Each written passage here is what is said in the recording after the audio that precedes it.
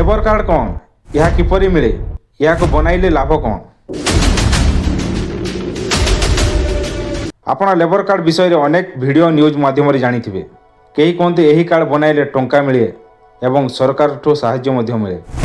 या कौन सत्य प्रथमे जानतु लेबर कार्ड कौन ई श्रम कार्ड कौन। अनेक लोक कहती यही दुईटी कार्ड गोटे किंतु यह नुहे यह होउची अलगा अलगा। ई श्रम कार्ड होउची श्रमिक विभाग पंजीकृत पई लेबर कार्ड होउची विभिन्न योजना पई। सेतिपई आपण कार्ड बनैबा पूर्व ता योजना विषय जानिबा आवश्यक।